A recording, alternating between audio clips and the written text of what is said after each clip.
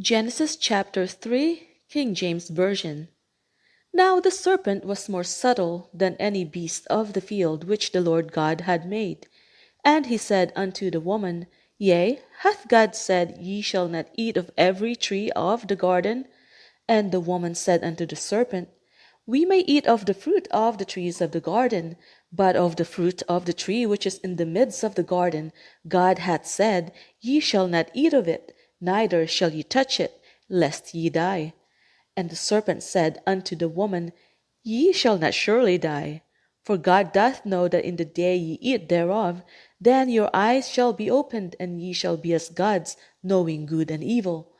And when the woman saw that the tree was good for food, and that it was pleasant to the eyes, and a tree to be desired to make one wise, she took of the fruit thereof, and did eat, and gave also unto her husband with her, and he did eat.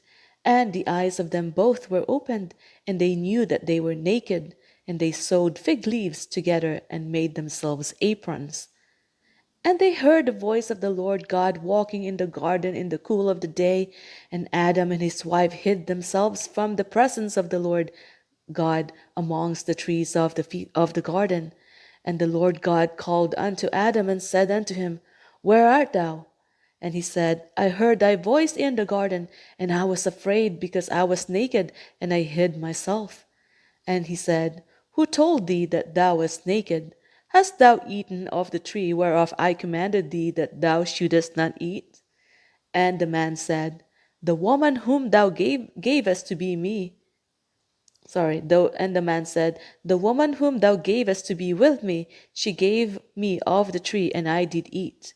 And the Lord God said unto the woman, What is this that thou hast done? And the woman said, The serpent beguiled me, and I did eat. And the Lord God said unto the serpent, Because thou hast done this, thou art cursed above all cattle, and above every beast of the field. Upon thy belly shalt thou go, and dust shalt thou eat all the days of thy life. And I will put enmity between thee and the woman, and between thy seed and her seed. It shall bruise thy head, and thou shalt bruise his heel. Unto the woman he said, I will greatly multiply thy sorrow and thy conception. In sorrow thou shalt bring forth children, and thy desire shall be to thy husband, and he shall rule over thee. And unto Adam he said, Because thou hast hearkened unto the voice of thy wife, and hast eaten of the tree of which I commanded thee, saying, Thou shalt not eat of it. Cursed is the ground for thy sake. In sorrow shalt thou eat of it all the days of thy life. Thorns also and thistles shall it bring forth to thee, and thou shalt eat the herb of the field. In the sweat of thy face thou shalt eat bread till thou return unto the ground, for out of it wast thou taken, for dust thou art, and unto dust shalt thou return. And Adam called his wife's name Eve, because she was the mother of all living. Unto Adam also and to his wife did the Lord God make coats of skins, and clothed them.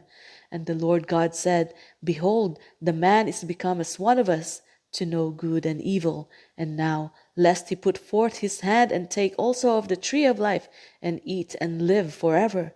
Therefore the Lord God sent him forth from the garden of Eden to till the ground from whence he was taken. So he drove out the man, and he placed at the east of the garden of Eden cherubims and a flaming sword, which turned every way to keep the way of the tree of life.